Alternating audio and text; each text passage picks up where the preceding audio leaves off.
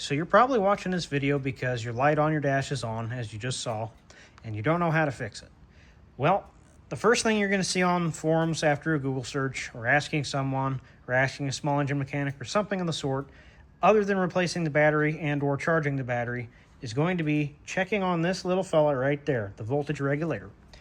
And it's that little silver and black piece I just pointed at with the 3 connectors coming in the back. Basically, its job is to take the AC voltage, alternating current, from the copper windings in the magnets down there on the flywheel, which is also known as a stator and magnets. The flywheel spins around, creates AC electricity from it passing the coil windings, and that electricity is sent up to this little box here, the voltage regulator, through the outside wires, which it is then converted from AC voltage in that little box to DC voltage. And of course, the voltage regulator, which is that box, also controls how much of it goes to the battery, so it doesn't overcharge or undercharge the battery. And in this case, it has failed and it is undercharging your battery / not charging your battery at all. And in today's video, we're going to diagnose how to find if this little guy has failed or if you have a problem elsewhere. The first portion is actually fairly simple. Like I said before, there are a bunch of flywheel magnets that are mounted on the inside of the flywheel, just behind that mesh screen there. And there's a copper winding with probably hundreds of feet of copper wiring that's all wound up in there. And as the magnets pass by the windings, it creates an electrical charge. Not similarly to static electricity, like say when you rub your arm hairs or use a balloon and rub it, but it's a similar concept anyway, to achieve the goal of what they wanted to do, which was charge the battery. And in this case, that gets sent up through the wire harness, which is sent to those 3 white connectors there to the top right, and to the voltage regulator. Now, this big coil winding, also known as a stator, the stator has an ohm resistance, which you can take and measure out. I forget the spec off the top of my head, and I'll admit I cheated. I've already diagnosed that my voltage regulator is bad, but that's why we're making this video, so I can show you that it's bad, and the failure points of everything else.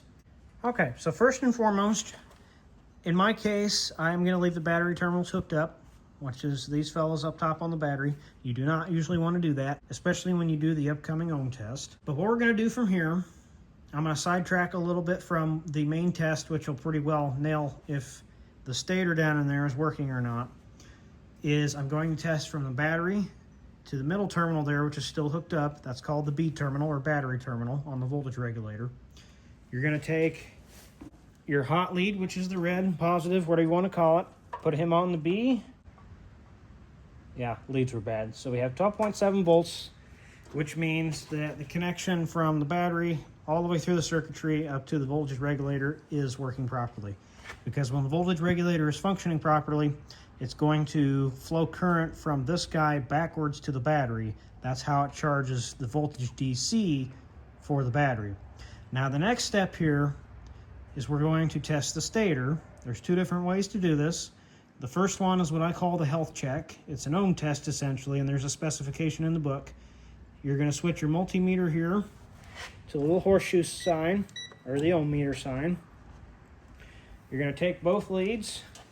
You're probably going to see my face in here, or body or whatever, but you're going to hook it here to the A and C leads, which are both leads to the stator, if I can get a good connection here.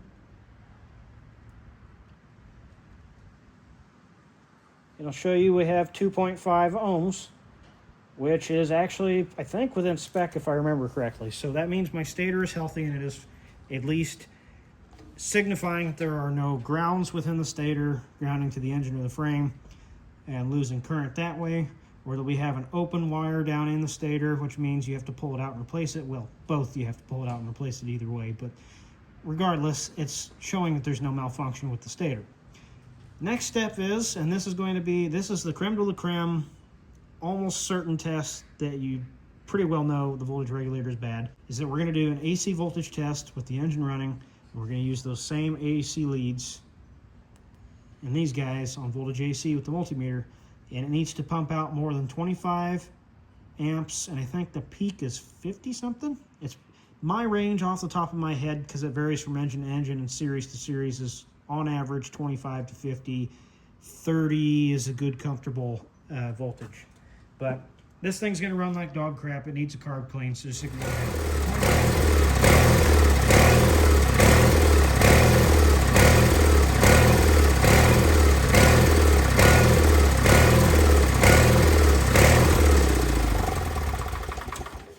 Okay, that was a crude test, but that right there essentially proved that it was working.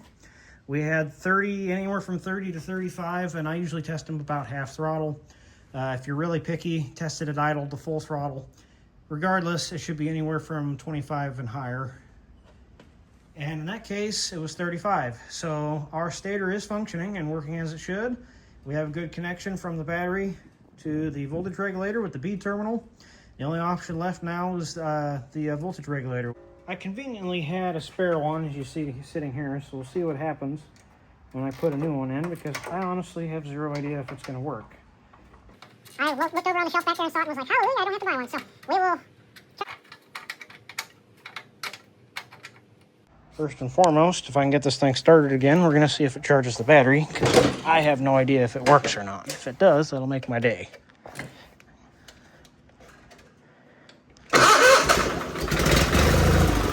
Hey, look, it worked. That was fast. So yeah, there you go.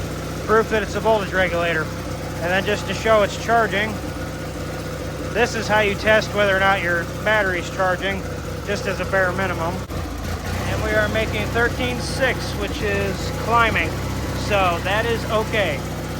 We have fixed the problem. So yeah, these are very easy to diagnose, and I think they're 20 or 30 bucks on Amazon, but you also want to be careful because this is, I don't want to say the most fickle side of the Onan when it comes to the electrics, but these have been known to burn down tractors, so you need to be careful because I part these tractors out, buy them, sell them, whatever else have you, but I have seen quite a few of these connectors actually burnt, which in this case, that one's gotten a little hot, but he's not ready for replacement yet.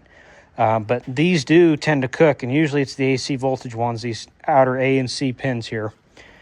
And that usually will cause you some grief. So in this case, this is what one looks like when it's not on the engine. I can pretty well toss that in the scrap pile because it is good as junk now.